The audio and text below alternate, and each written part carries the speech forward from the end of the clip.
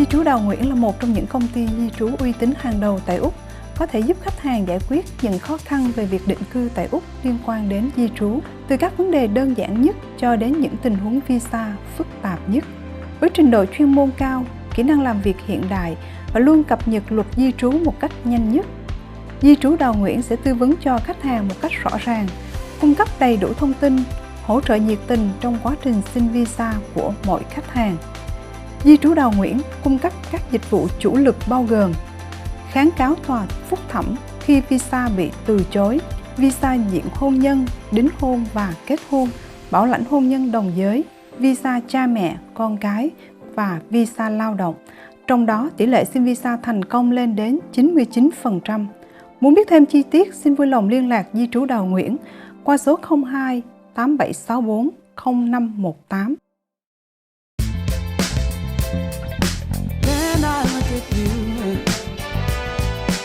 And I know it's gonna be a lovely day.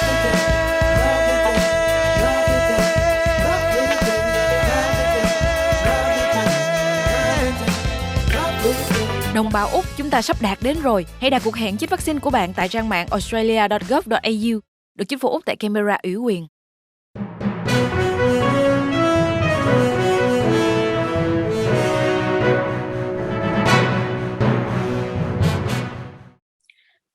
Thưa quý khán giả của Vietface TV, hôm nay chúng tôi hân hạnh được trở lại với quý vị với chương trình phỏng vấn các ứng cử viên trong cuộc bầu cử Hội đồng thành phố ở tiểu bang New South Wales sẽ được tổ chức vào ngày 4 tháng 12 sắp tới đây.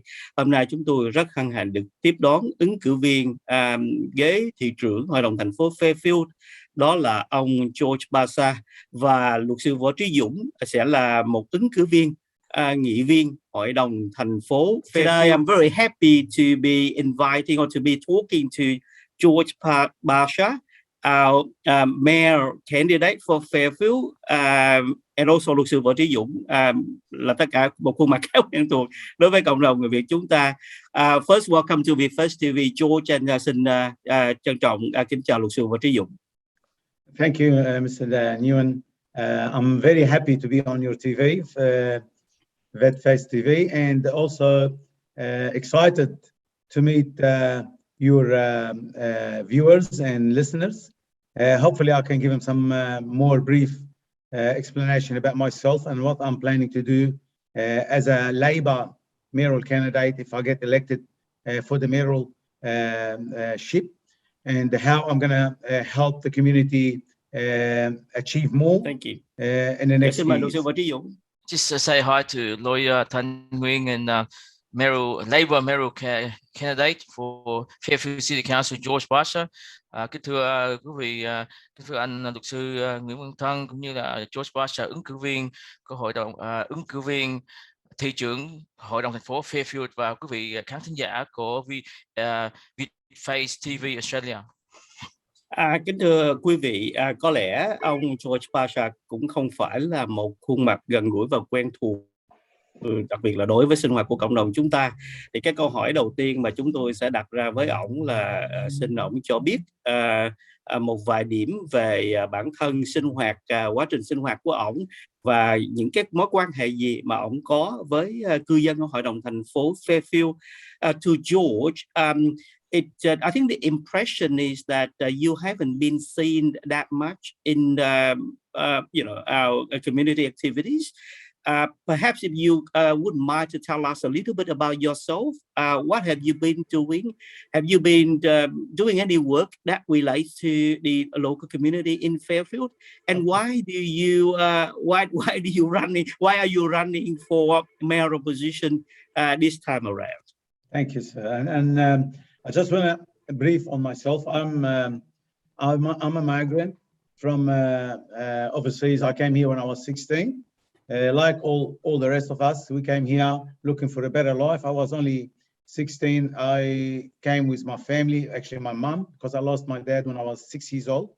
So my mom looked after me, and she brought me here with my other 5 siblings.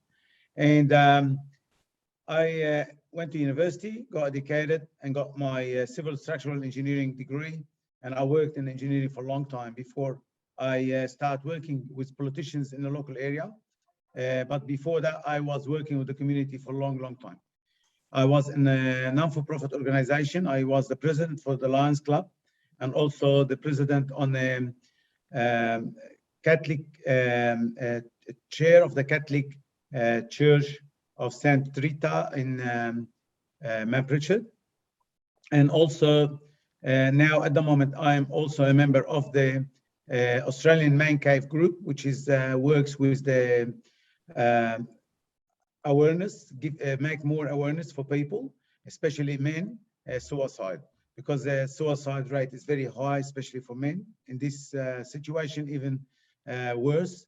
But and like you asked me what I was doing, especially in the last 2 years, we were helping this special COVID spread and financial difficulties within the community to help them have a relief, a bit of relief, because of course I'm only like a small group or small individual in the area, but everything will count. And if you help 100 people, or 5 people, or 10 people, whatever you can do helps your neighbor. That's very, very advanced for the community. Thank you, George. Let me briefly summarize that in Vietnamese. Kính thưa quý vị, ông George cho biết ông là một người di dân. Ông đến Úc, lúc đó thì ông còn rất trẻ, hình như là 16 tuổi. Ông đến, cha của ông đã mất sớm. Ông mẹ của ông đã nuôi ông cùng với lại 5 anh chị em khác lớn lên ở tại Úc.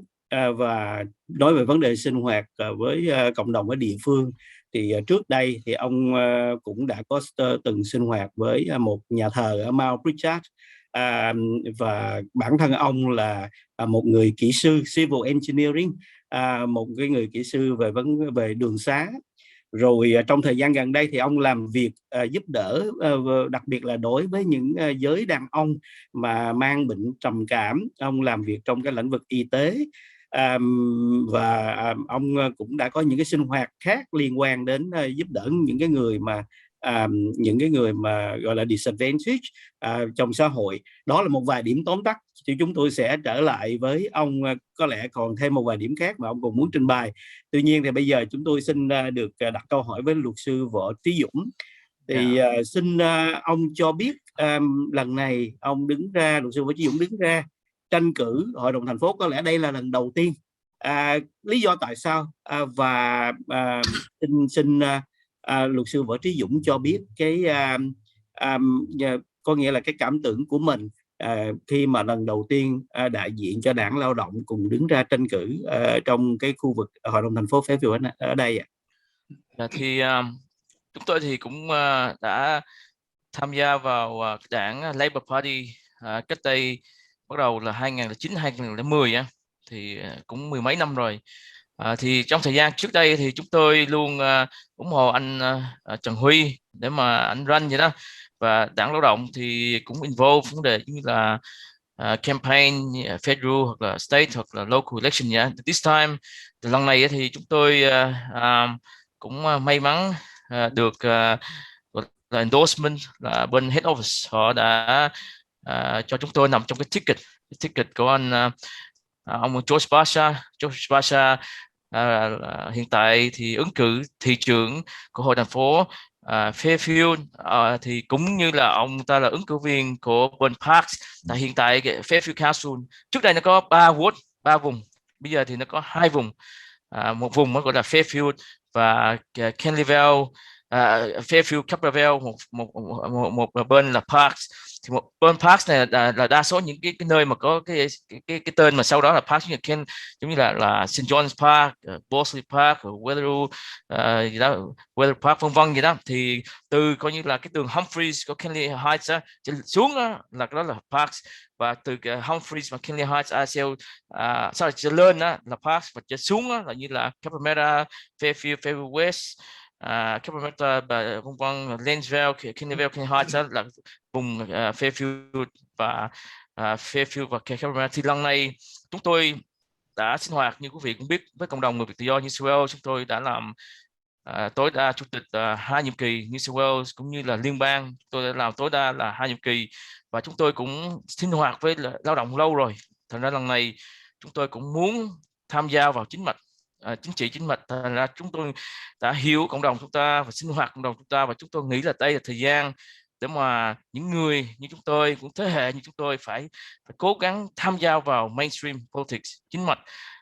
Chúng tôi biết là dĩ nhiên trong những cái vấn đề tranh cử thì có người thua người thắng, tuy nhiên cái quan trọng nhất của chúng tôi là mình ở xứ tự do dân chủ, mình phải nên tham gia, mình có điều kiện và kinh nghiệm mình nên tham gia.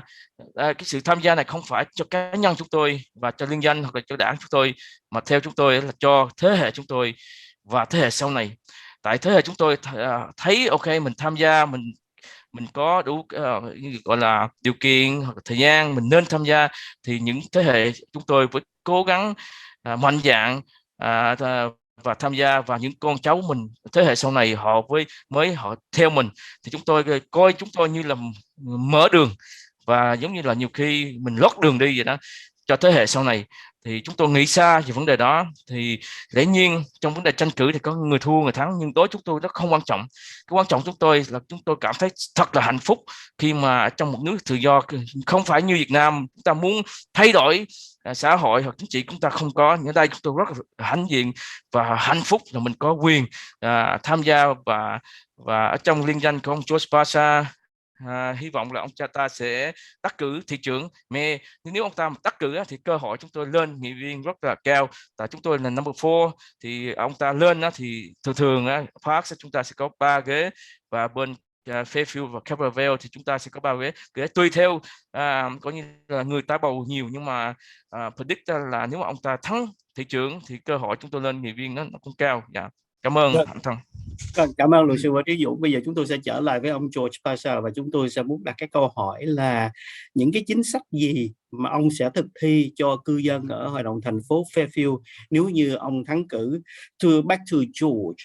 So the obvious question is, what kind of policies will you seek to implement to serve the local people in Fairfield? Now, you've told us that you've been working in the health area, helping men with depression, and that's really commendable. And you've been involved in community groups, the church group. What are the practical policies that you think you can bring to the benefit of the people of Fairfield? Thank you. Before I go there as well, I just want to also inform or put your listeners and viewers that I was elected to council in 2012 until 2016, and I was deputy mayor for Fairfield City Council from 2013 to 2014. So during that time, you know, when it's a short term, it's very hard to achieve a lot. And I had a lot of plans in my pocket to the community, and I left for 4 years, and now or 5 years because the COVID. And now when I spoke to a lot of my old community groups that I'm helping, and during that time I was working also as a state and federal member. I'm still working for the state and federal member, the Labor member for Fairfield, Mr. Guy Zingari, and also Mr. Chris Bowen, MP for McMahon. So during that time, I helped a lot of people also through the offices there, all the community groups and community leaders approaching me, because I'm the ethnic community advisor for Mr. Guy Zingari. So I had contact with a lot of community. I know their concerns, and not only the concerns, I know a lot of the issues that facing the Fairfield residents. Issues like in some areas we got flooding, in some areas we don't have footpaths, in some areas it's been neglected for a long time. And areas like in the east side of Fairfield or on the borders of Fairfield LGA, they have these issues. When you go up into the farms area, you find that streets, they don't have footpaths on either side of the road. When you go back to Lansville, you go back to Karama, east of Canleyville, east of Cabramatta, Yanora, all these areas, you find that most of the streets don't have footpaths, and if they do, they have it on one side of the road. And this is seriously, this is make me sad, because when I go and see kids walking in the street in the morning, and if it's wet, they go to school with a wet pants, wet shoes. They go stay there for 8 hours or 7 hours, and they go back home. By the time they go home, they're sick because their feet is wet, their pants is wet, and all our spending is concentrated in one area. I'm not against spending in one area. I'm against not being fair to all the areas. So spending in the council has to be across the whole CBD, it's a whole local government area. And this way we be fair to all the people, all the community.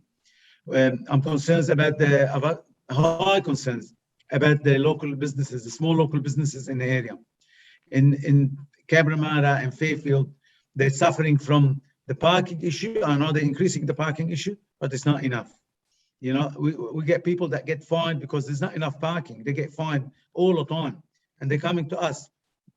And it's a problem. It's a problem. If we can't find a solution for these people, they're always going to get fined because not enough parking for them. You look at the flooding issue. We got the same. Like I said, all the east side of Fairfield, they have a high percentage of that area is very high risk flood affected, and because of that, the rates, the insurance is high. Or some cases, the insurance company will not insure these houses because they're high risk flood affected. You know, then they assume that it's going to be a losing policy for them. You know, they insure this property and they probably cope a big bill for a small premium. So they refuse to insure them. So these people are suffering, while other people are maybe getting better advantage from the council rates. So when we talk about the council rates, also we got issue with the council rate. The council rate been increased for a long time, more than the normal 3.5% or 2.5% that is normally legal by the New South Wales government.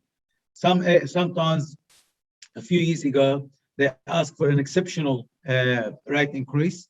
I know that last year, maybe they reduced it and they done only the normal price increase. But if I get into the office, I'll be putting a policy to have this, the rate increase ceased until the financial crisis of the coronavirus or the COVID-19 eased.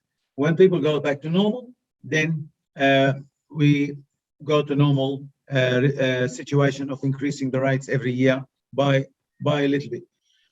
The other issue that we look at as well is the rate. Other than rate increase, we've got specific areas that got problems. Last Friday, I had a meeting with the opposition leader of the Labour Party. He came and had a visit to our area here, and we discussed a couple of things if Labour get in government.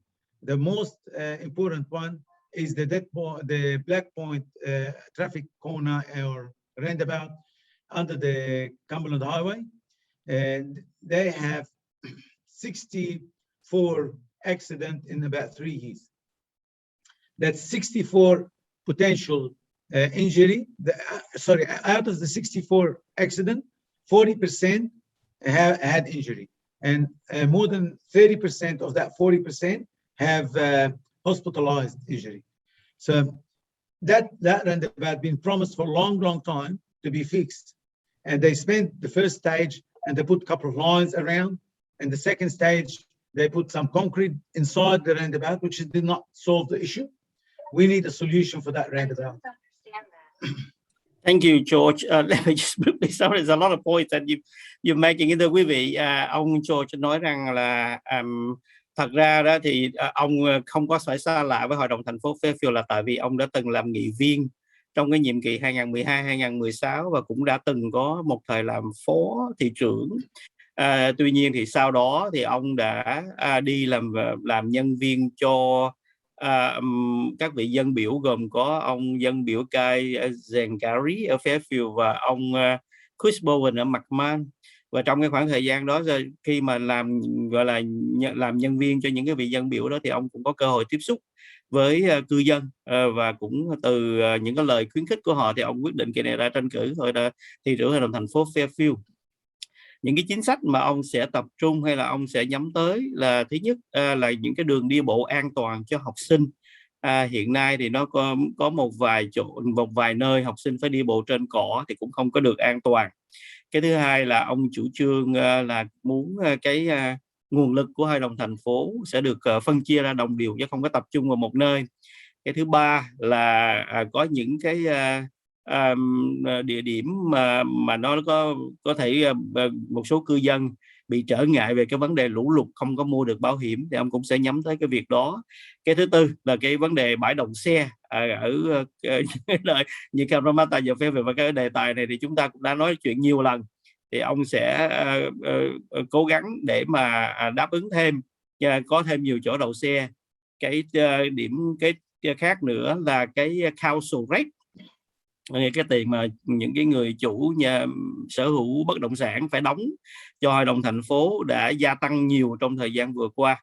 Thì nếu như ông đắc cử thì ông sẽ tạm thời đình chỉ cái sự gia tăng đó trong lúc cái nền kinh tế chưa có phục hồi được vì cái nạn dịch Covid, cho tới khi nào nền kinh tế phục hồi thì lúc đó cái council rate nếu có tăng thì cũng sẽ ở lại một cái mức giới hạn dưới 3% gì đó do nhà nước quy định. Tôi nghĩ đó là những cái điểm chính mà ông sẽ thực thi. Bây giờ xin trở lại với luật sư Võ Trí Dũng, tôi xin được đặt cái câu hỏi, là cái câu hỏi này thì nó cũng tôi đã đặt với một số cái ứng cử viên khác, là thông thường đó thì các đảng lớn đó, thì họ hô hào, họ kêu gọi người Việt mình nên tham gia, nhưng khi mình tham gia đó thì họ không có cho mình đứng hàng thứ 1 hay là hàng thứ 2, mà thông thường đó là hàng thứ 3 hay là hàng thứ 4. Nếu tôi nhớ không lầm đó thì ở Theo thì cũng có 2 ứng cử viên còn trẻ người gốc Việt ra, cũng có một người đại diện cho đảng Tự Do thì đứng hàng số 2 là cô Stephanie Trần, cô Erica thì hình như là hàng số 3, riêng luật sư Võ Trí Dũng là tới hàng thứ 4 lần. Là có một số người thì người ta cho rằng là các đảng lớn đó, họ thật sự họ không có muốn yểm trợ cho cộng đồng của mình, mà họ chỉ muốn dùng mình để mà lấy phiếu của người Việt thôi. Thì không biết luật sư Võ Trí Dũng trả lời thế nào? Thật ra cái số trong cái ticket liên danh nó không quan trọng lắm, nhưng mà cái quan trọng là cái số đó nó có thể, cái xác suất có thể thắng hoặc là không. Giả sử như bây giờ hồi trước mình có 3 vote thì cái số mình phải là số 2, số 3 thì hầu như có thể thắng thôi, maybe thôi. Nhưng mà bây giờ nó có 2 vote, thì hiện tại giả sử như mỗi vote 12 candidate, 12 councillor thì nó lấy 6 và 6.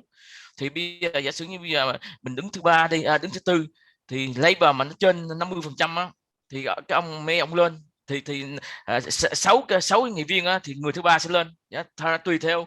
Còn Pensa đó tôi không biết, nhưng mà nó có thể tùy theo vote, có thể vote kiểu đó là giống như Fairfield trước đây vậy đó, và tùy theo cái đảng nữa. Giả sử như là độc lập thì thường người thứ nhất là phải lên thôi, người thứ nhì có thể không lên. Nhiều khi tự do thì có thể maybe người thứ nhất lên, người thứ nhì không lên, tùy theo thôi, cái số nó không quan trọng.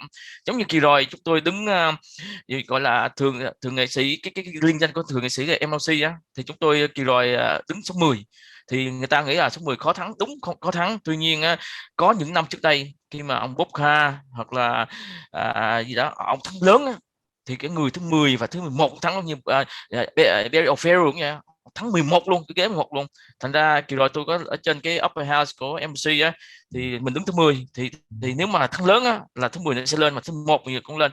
Lần này cũng vậy, nếu mà thị trưởng thắng thì cái cơ hội mà cái mình là đứng thứ 4, nhưng mà khi mà ông lên thì còn 3 cái còn lại thì nó sẽ lên. Thành ra tùy theo nơi, mình phải coi lại tùy theo nơi và cái đảng nào, và thường nó thắng bao nhiêu phần trăm vậy đó. Thành ra tối chúng tôi thì thường hồi trước thì chúng tôi kiểu ở ngoài thì mình cũng nghĩ là mình gì đó làm cộng đồng, mình là chủ tịch vân vân, hoặc là mình có những chức vụ cao hoặc là sinh hoạt nhưng mà mỗi cái sinh hoạt mỗi khác. Mình phải có lúc mình phải cho thấy mình đóng góp, mình hiểu việc vậy đó. Nó giống như là cái gì cũng vậy, và cái này nó chuyên nghiệp. Thành ra mình phải suy nghĩ lại và rất là nhiều người giỏi, không phải những người mình phải suy nghĩ là mình phải khiêm nhường vân vân, và mình phải lẽ nhiên không phải lúc nào cũng khiêm nhường, nhưng mà có cái ý tôi nói là nhiều khi ở trong đó không phải chỉ cá nhân của tôi, mà nhiều khi nó là 50 người, mà một cái chi nhánh mà nó có thể 3-4 cái chi nhánh vậy đó, mà không phải ở đây mà nhiều khi nó nơi khác nữa, nó đưa xuống nữa. Thành ra nó rất là competitive. Và nhưng mà tôi nghĩ ở Việt Nam mình phải quen vấn đề mà sinh hoạt, mình phải show ourselves, mình cho thấy mình có khả năng, mình được tin tưởng nữa lâu dài. Tại vì cái tin tưởng cũng rất là quan trọng trong đảng á, và mình phải cho mình thấy là mình có khả năng, chứ nếu không mà mình nghĩ mình giỏi không á, thì tôi nghĩ nhiều người khác có thể giỏi hơn mình nữa. Thì và cái chuyện trong đó nó có sự tin tưởng, nó có sự tin tưởng. Tại cái ghế mà an toàn á, thường không phải mình đâu, ngay cả vấn đề nghị viên nó có 50 người, và dân biểu tiểu bang á, nó có thể là 50 người vậy đó, và cái ghế liên bang nó có thể hàng trăm người á. Thành ra ý cho nói là mình phải hiểu những cái đó, mà trước đây chúng tôi cũng chưa có hiểu hết, nhưng mà càng ngày càng tôi thấy càng hiểu. Nhưng mà như nãy chúng tôi nói là chúng tôi không phải những làm cho thế hệ mình, nhưng mà mình làm vừa thế hệ mình và vừa cho thế hệ sau này. Tại vì nếu mình muốn đi bước giống như là 1000 bước á, mình phải bắt đầu 1-2 bước này á. Mình lấy nhiên ai cũng muốn nhảy 100 bước hoặc 1000 bước nha, nhưng mà cái lúc mình phải đi cái 100 bước đó và 1000 bước đó. Thì chúng tôi qua thời gian 10 mấy năm chúng tôi mới hiểu được đó. Dạ, cảm ơn anh Thân. Vâng, cảm ơn luật sư với Trí Dũng. Bây giờ thì chúng tôi sẽ trở lại với ông George Basha. Thì như chúng ta biết là ông ta sẽ đối đầu với ứng cử viên là Frank Carboni, là cái người gọi là đã làm nghị viên rồi làm thị trưởng hội đồng thành phố ở đây, một cái người mà rất là nhiều người biết đến. Thành ra có lẽ trong cái trận đấu này đó, chúng tôi xài cái chữ trận đấu là trong một cái xã hội dân chủ lành mạnh, lúc nào chúng ta cũng nên phải có hai ứng cử viên để tranh đấu với nhau một cách công bằng và lành mạnh. Thì có vẻ như mình nói theo cái câu tiếng Anh đó, thì ông George có vẻ như hiện nay là underdog, hay là mình nói theo tiếng Việt là ông đang ở một cái gọi là phải một cái đối thủ bên kia có vẻ mạnh hơn. Back to George, obviously you've got other policies that you want to tell us, but I want to ask you, you are coming up against Frank Carboni, who is a long-term councillor, who's been mayor, and he seems to be a well-known, popular candidate, in the sense that many people in the local area has come to know him one way or the other. So it seems like you are pretty much the underdog in this contest. How confident are you of upsetting the odds and creating a miracle victory come the 4th of December? Look, like I said before, I've got my policies, and it's up to the community to decide on what they're receiving for the last 15 years. Like you said, they're receiving a lot of projects in the area for the last 15 years. But is the project being delivered for the whole community? Is the benefit on the whole community, or is the benefit specific areas and specific residents? So what I'm planning to do, I'm planning to continue. I'm not saying that I'm going to stop benefiting certain communities on the behalf of others, on the benefit of others. I'll be spreading the expenditure of the council on all the suburbs of Fairfield. I'm not going to be turning my back on some suburbs and looking after only specific suburb. So at the moment, there's so many suburbs in the area, in Fairfield area, that need attention. Okay, so many CBDs that need attention. I know that there's been a very well looked after in Kelly Heights, for example, and other areas. But we need to see something happening in Fairfield CBD. We need to see something happening in Cabramatta East. We need to see something happening in Canleyville CBD. We need to see something happening in Karama CBD. We need to see something happening in Villawood CBD. You know, that's the point. That's where I'm saying I'm not here to stop working in areas that been spending on, but we have to look after all the areas, all the CBDs, all the people that need attention. We have to give them attention. I'll be listening to people, and I'll be trying my best to deliver projects in need, more than projects for pleasure. If the pleasure is not needed at the moment, we need urgent attention before pleasure. If my son is sick, I take him to hospital before I take him and get him to play in the Luna Park, you know. And this is the point. There's areas that need urgent attention, and this is more important than our spending or overspending in areas that is for pleasure. But I'm not against spending on parks. I'm not against spending on entertainment. I'm not against spending on soccer fields. But when the soccer fields is being used by locals as well. The other thing that I was going to tell you before, because I haven't finished what I spoke to the leader of opposition about, is the Fairfield Hospital. Fairfield Hospital, for the last 3 years, we didn't have any, but in the budget, we didn't have any money being sent to Fairfield Hospital for maintenance or any projects within the hospital itself. So Fairfield Hospital being also neglected for the last 3 years with the Liberal government budget.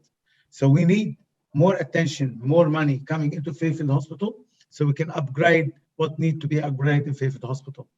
A lot of people go in there, and there is a lot of equipment does not.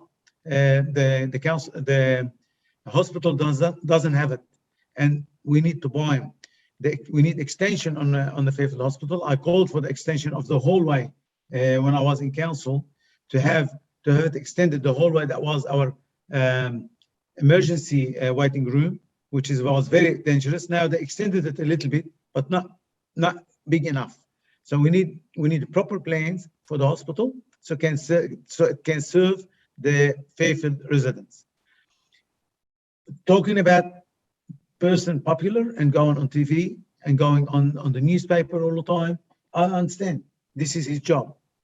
He's doing his job. When I go and do good policy, when I become a mayor, I'll be getting attention from the media. But this is not my intention. My intention is to serve the people. Not my intention to get attention from the media and get front pages. I don't need the front page. I need to work. I'm coming in on that chair to work. If the community decide to choose me, it's their say, not anyone's say. And like he said you're the underdog. No, I'm not the underdog. The chances for Labour to win here is very high because the Labour Party here is strong, and this is a strong Labour area. The Labour Party have a platform to work for the working families and serve the working families and also serve this area for a long, long time. At the moment, and like you know, and everyone knows, Frank is running as independent. I am not running as George Basha. I'm running as a Labour Party member. I'm running with a policy of the Labour Party. This is where it's going to give me the advantage of having the potential of winning the council. It's not because me. I serve the community. I help the community. But it's not just about me. If I am on my own, it's going to be impossible for me to win over Frank.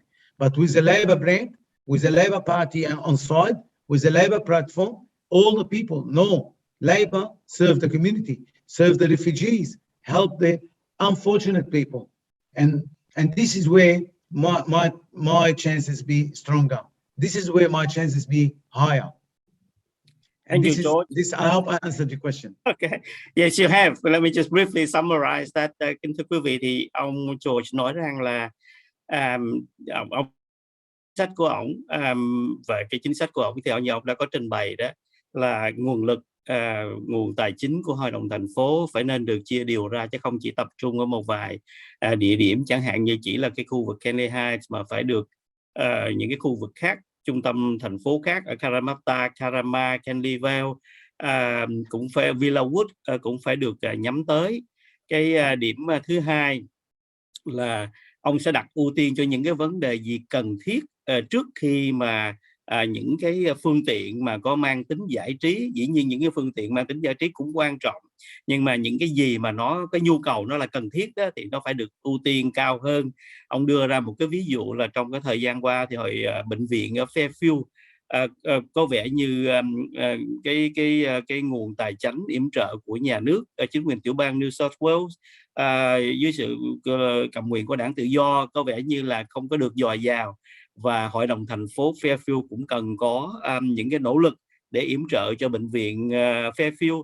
Và cái điểm sau cùng thì ông tự tin, ông không cho rằng là ông là một underdog, có nghĩa là ông không có bị bất lợi gì cả đối với ông Frank Carboni, là tại vì ông đại diện cho đảng Lao động, trong khi ông Frank Carboni là một ứng viên độc lập.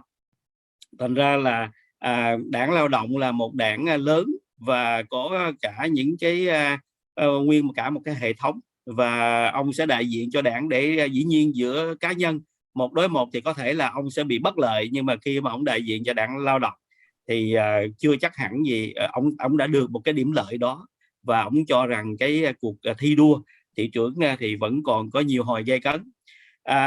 Chúng tôi sẽ phải đi đến cái câu hỏi chót với luật sư Võ Trí Dũng.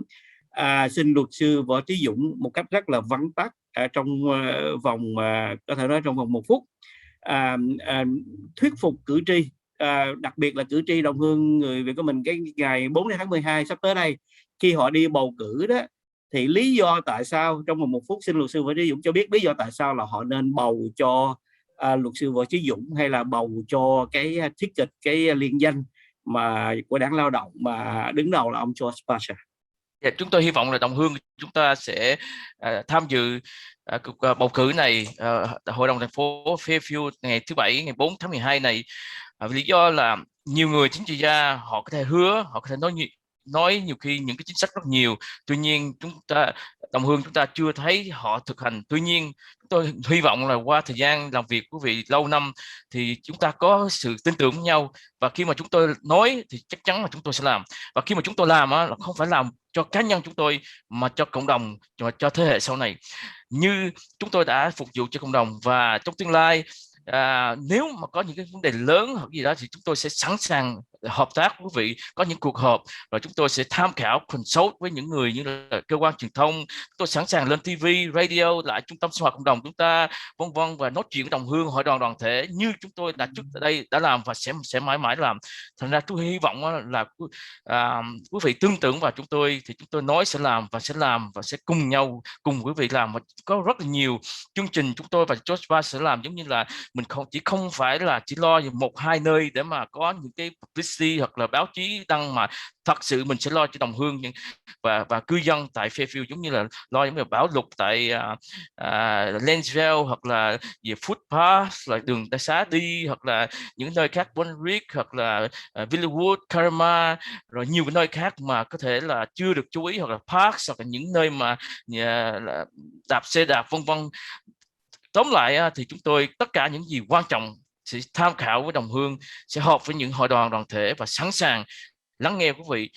Và qua sự sinh hoạt lâu năm mà hy vọng quý vị tin tưởng vào chúng tôi, và lần này sẽ đi bầu.